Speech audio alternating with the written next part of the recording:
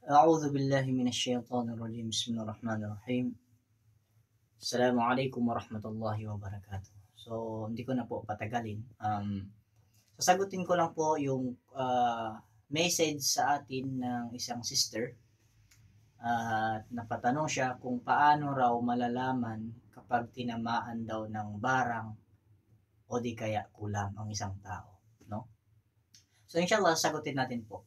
Ganito po ang una-una nating ipapaliwanag. Totally,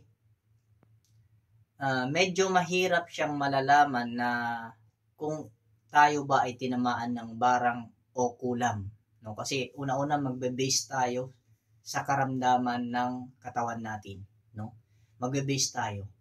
Pangalawa, may mga symptoms na mga nababanggit sa mga iba't ibang klaseng barang o kulam. May mga symptoms na mararamdaman. Pangatlo,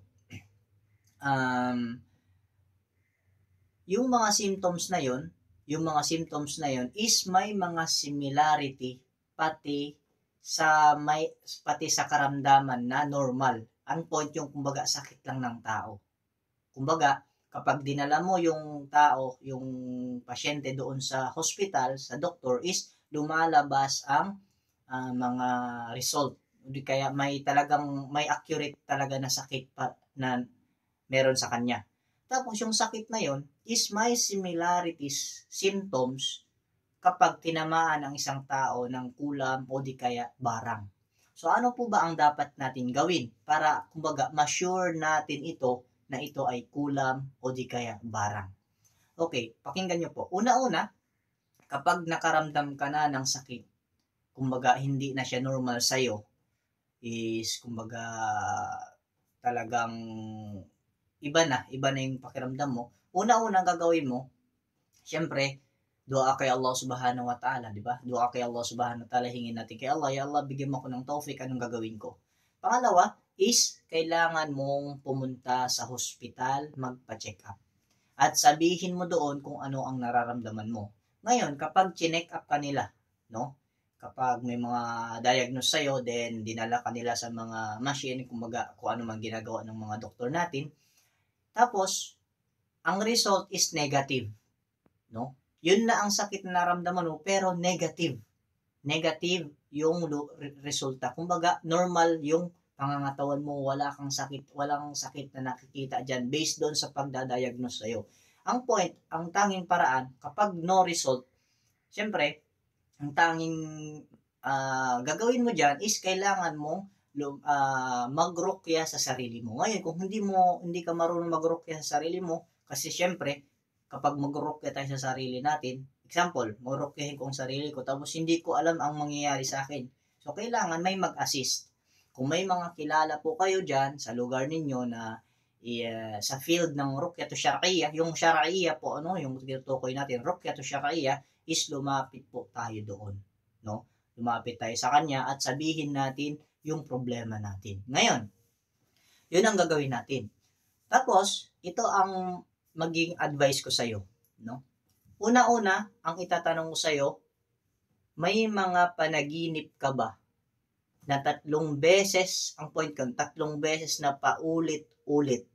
Kung ang panaginip mo ay like kubor, o di kaya parang nasa gubat ka parati, kumbaga paulit-ulit doon sa lugar na yun mismo.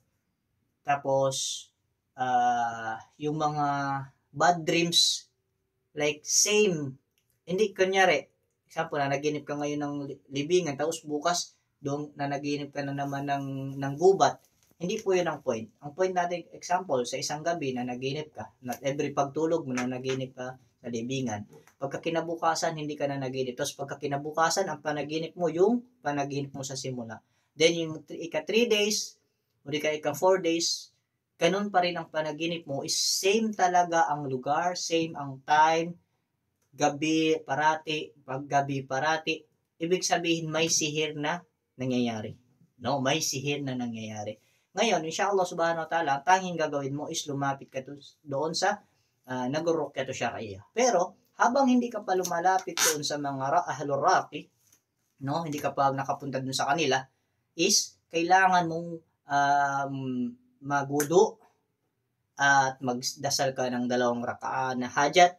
Hiling mo kay Allah, hingiin mo kay Allah subhanahu wa ta'ala, ya Allah, ako ay magpakup sa'yo kung may sihir na nangyayari sa akin, kung may tao bang na gumagawa sa akin ng hindi maganda. Tapos, huwag mong kakalimutan, ang every pagtulog, before ka matulog, is magbasa ka ng Surah Falaq at Surah Bin-Nas, 3 times at iihip mo sa katawan mo.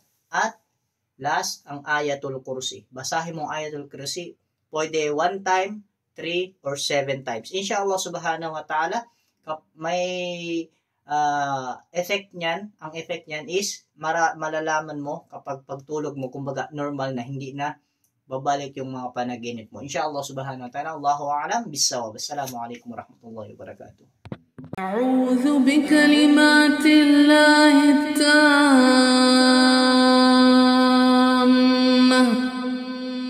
من كل شيطان